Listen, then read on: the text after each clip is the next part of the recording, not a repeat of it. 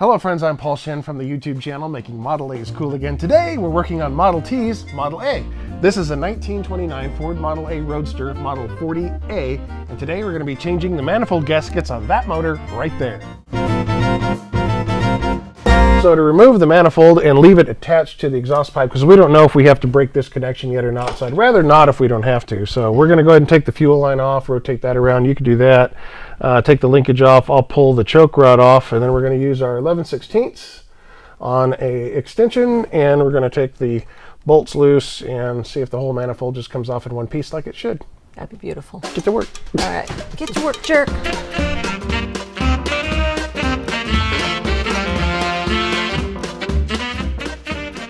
I'm just going to come out with the 11/16. So I'm going to loosen these up in sequence, and I'll take them all the way off here in a minute. And then when we put this back on, we're going to use the torque wrench, and we're going to get it exact. Ooh, this one's tight. I don't know if the nut's coming off or if the whole stud's coming out of the block. I don't know yet. Oh, wow. Let's find out.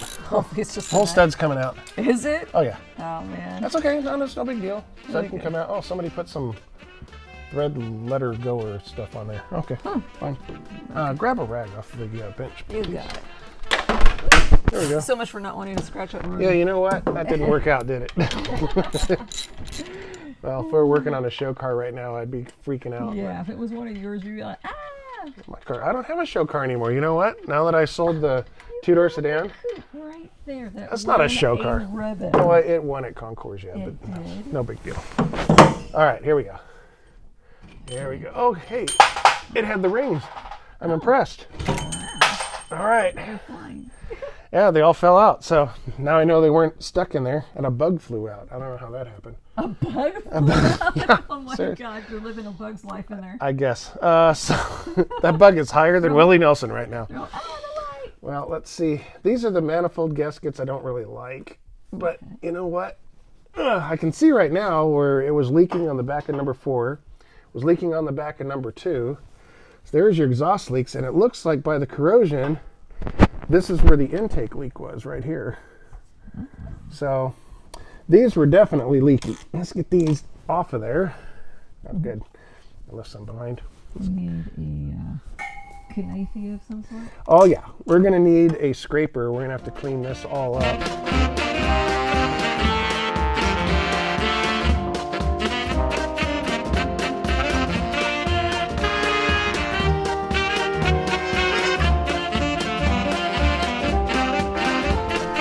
There's a few different kinds of manifold gaskets. These are the ones that I prefer. These were used from January 1929 through May of 1931.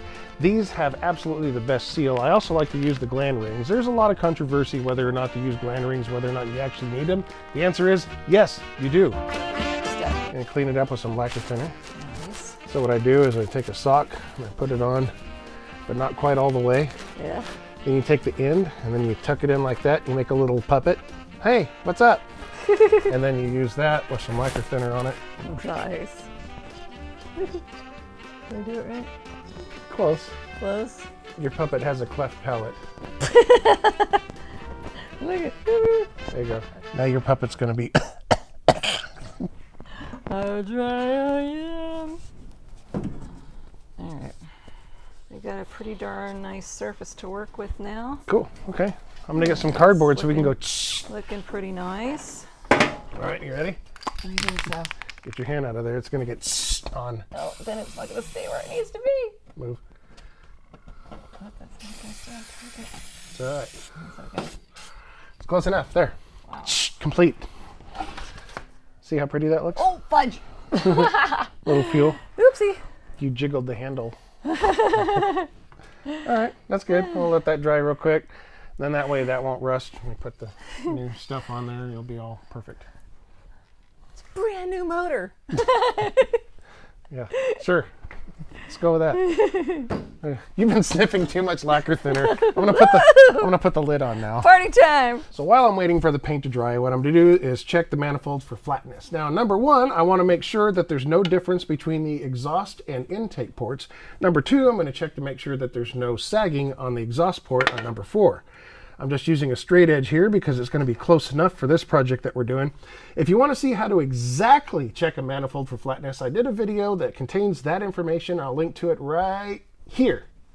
So go check that out. Meanwhile, just using the eyeball method here, it looks like somebody has already had this on a machine because it's perfect. It's absolutely perfect. Okay, good. Let's clean it up and roll with it. Before reassembling, I'm going to just make sure that there's no residue left. Take a nice flat file. Since I know I've got a nice flat surface, I'm going to hit everything. Make sure there's no of the old gasket left over. Let's get this cleaned up, ready for our new gasket.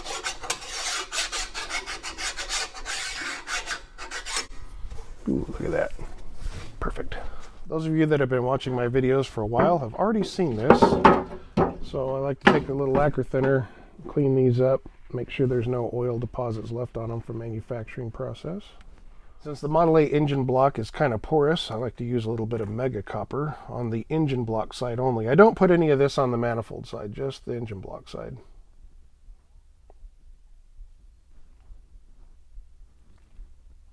Pro tip, if you don't want your stuff to dry out, don't use the little plastic white caps that go over the end. Use these and just don't cut the end off. Then it'll never dry out. Okay, goop side towards the block. Just stick them on like that. Now this side, unfortunately, this nut is stuck on this stud. So what I'm going to do is just line this up. I'm going to have to put this on after the fact. But for now, just to get it to line up, I can do this right. Put this stud in temporarily. There, and then I can just get it to line up and sort of glue itself onto the block. Just leave it sit for a minute, then I'll pull this out. There we go. Okay, just leave these sit for a little bit. Just kind of skin over. I don't want it to dry, I just want it to skin a little bit. Just hold those on like that. Now's the time to insert the gland rings. I like the ones with the little slot on them, so they put a little bit of pressure against the manifold. So I install them so that the slot is kind of towards center so that I can see if there's an exhaust leak there. So just slide them into the recesses in the manifold. Spring tension on that one. I know you can't see exactly what I'm doing. In the other video I mentioned before, I show this in great detail. Right now we're just in a hurry to get Model T's car back on the road. I pulled the stud out that has the nut stuck onto it. And we're going to go ahead and put this manifold in place. I've got the gland rings in. We're going to be very careful here to make sure that we don't mess this up. About like that. Nice fit. Okay, now these washers, one side is concave, the other side is crowned slightly. Okay, you want the crown side towards you, the concave side towards the engine block. I'm just going to put this nut in place, get this started so it holds, so I don't have to worry about it falling off. Not worried about torquing these yet, I'm just holding this in place. Now I'm just going to snug these up a little bit. I'm not going to torque these yet. I'll pull the torque wrench out and we'll torque them up, but right now I'm just going to get this thing on here. All right, the torquing sequence on this, I'm going to do it first of all at 25 foot-pounds.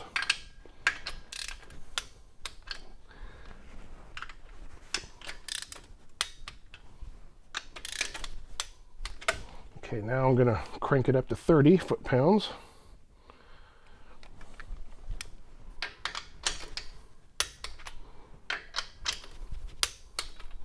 That barely moved. Okay, now we're going to crank it up to 35 foot-pounds. And I do these rear to front or front to rear. You don't do it from the middle out. It's not like a head.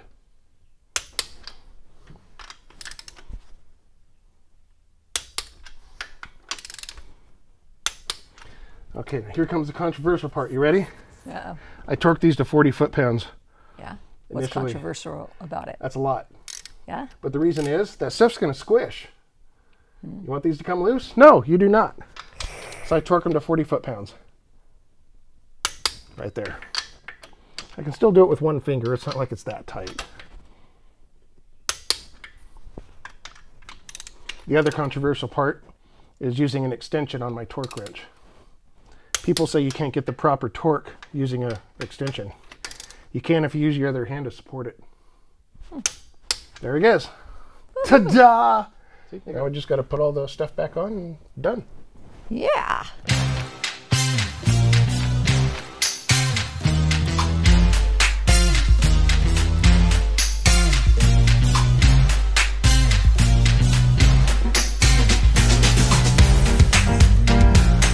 All hooked up.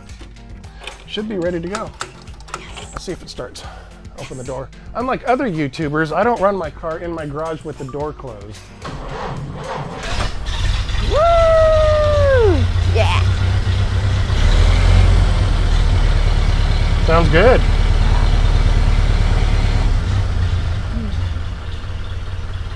Yeah, it sounds fantastic. Oh, that sounds awesome. Listen to that thing. Ugh. Wow, good work. Yeah. All right, Woo. now you're back on the road. Now you can go out to dinner, or whatever. Yeah. Whatever girls that own Model A's do. I don't know.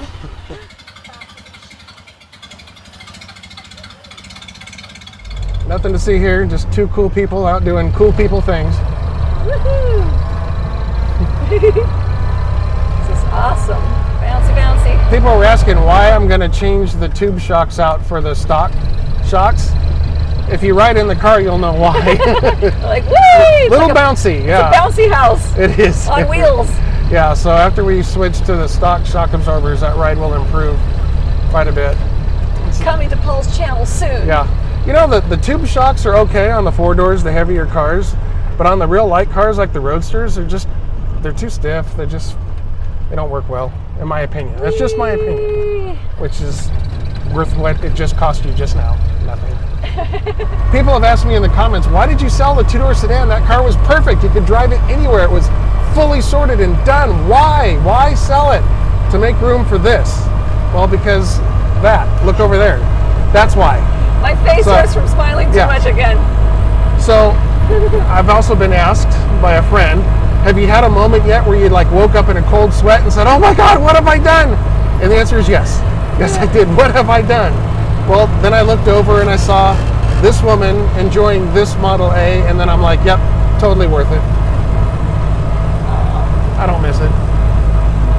I would miss seeing you drive your own Model A if I had not sold the 2-door sedan. So, I don't want to miss out on that. Oh, it's running good. Yeah. Hey, Model T. Yeah. Hey, look, out on the front of your Model A, it's a chicken. Wow, we're moving right along. Yeah. Crazy woman driving. Oh my God. I'm almost at 45.